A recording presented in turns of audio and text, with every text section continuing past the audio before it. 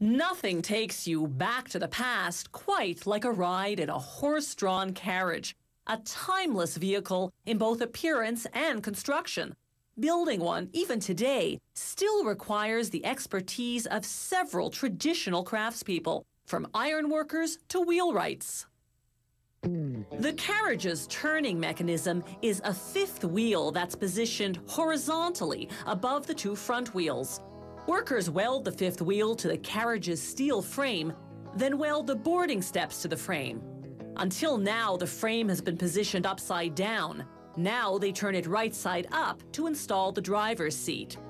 First, they measure carefully to ensure it's perfectly centered. Then they solder it in place. Once the frame is complete, it goes through an acid wash to remove any residue. Then they buff the solder joints to smooth out their surface. The carriage has drum brakes. Workers install them onto the axle, then assemble the steel springs that make up the suspension, and bolt them onto the axle as well. Next, they connect the brake line. Then they install the whole assembly under the carriage's frame. Like in the olden days, they make the wheels out of wood. Metal isn't flexible enough to withstand bumps in the road. They use ash because it's a very hard wood that also doesn't rot easily. Workers position 16 spokes around a steel hub. They clamp the spokes in place, compressing them against the hub. Then they secure them with nuts and bolts.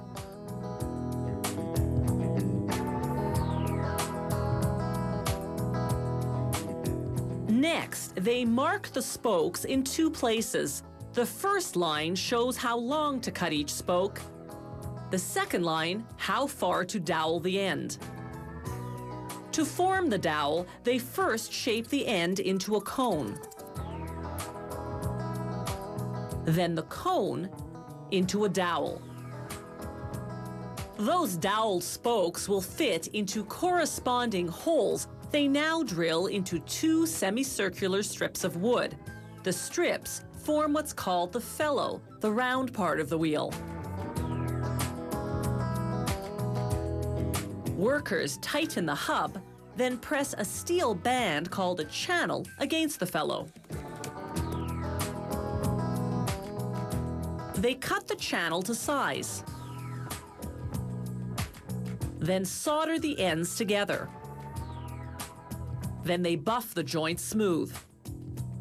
Next, they drill 8 holes through the channel, then using a tapering tool, thread the holes to fit the bolts that bind the channel to the felloe. Finally, they tighten the bolts with a special gun. The tires are made of rubber. They contain 2 steel wires to hold them in place over the wheel. Workers grease the channel of the now painted wheel so that the tire will slip on easily. Then they mount the wheel on the automated tire installation machine, which pulls on the wires, installing the tire tightly over the wheel. They weld the wire ends together using bronze solder this time for a stronger joint. Then, here comes the high-tech part, they bang the wheel on the ground 4 or 5 times until the distance between the tire ends closes, covering the welded wires inside. A tap of the hammer, followed by a final bang, ensure the tire joint is secure. Now they can mount the wheels onto the axles and install the axles under the body of the carriage.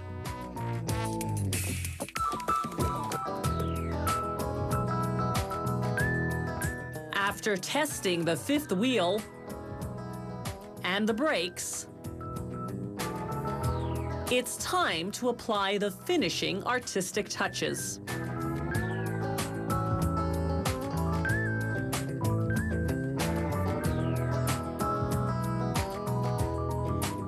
All they need now is a little horsepower.